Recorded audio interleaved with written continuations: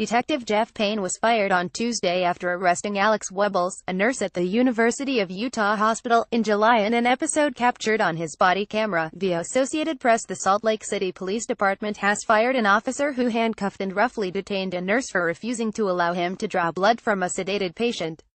A department spokesman, Sergeant Brandon Shearer, confirmed that the officer, Detective Jeff Payne, who had been on administrative leave since the episode, which was captured by police body camera, came to national attention over the summer, was fired on Tuesday. Detective Payne's supervisor, Lt. James Tracy, was demoted to the rank of officer. In a disciplinary letter obtained by the Associated Press, the Salt Lake City Police Chief, Mike Brown, wrote that Detective Payne's behavior was inappropriate, unreasonable, unwarranted, discourteous, disrespectful, and had caused significant disrepute for the department. You demonstrated extremely poor professional judgment, especially for an officer with 27 years of experience, which calls into question your ability to effectively serve the public and the department, he wrote.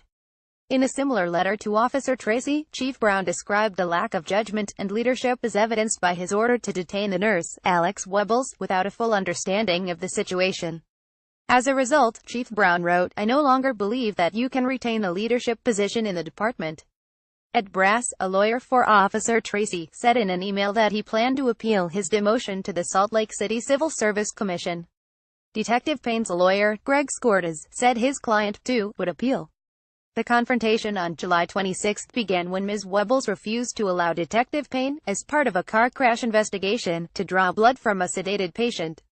She explained that the patient, who died 2 months later, was not under arrest and was unable to consent, and that the police had no warrant.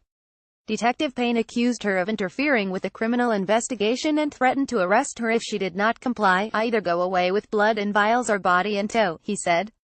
That's my only two choices. Ms. Wubbels' supervisor, on speakerphone, backed her up and told Detective Payne that he was making a huge mistake by threatening her.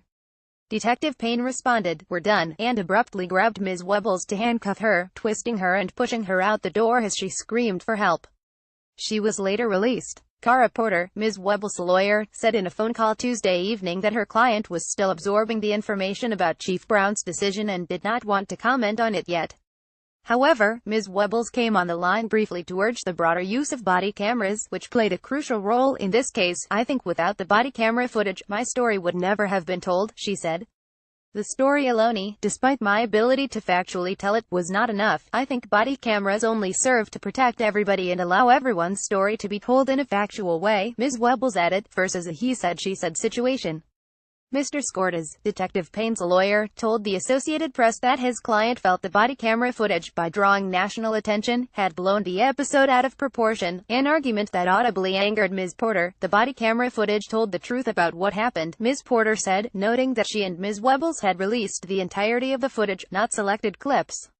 It's hard for me to understand how an officer would say people shouldn't know what happened. Mayor Jackie Biskupski of Salt Lake City praised Chief Brown's decision in a statement to the Salt Lake Tribune. The decision is in keeping with the high level of accountability we owe the people of Salt Lake City, and is a decision which can be upheld under further scrutiny, Ms. Biskupski wrote. In making his decision, I am confident Chief Brown balanced the unique stresses each of our police officers deal with daily, and the responsibility they have as leaders in our community. Ms.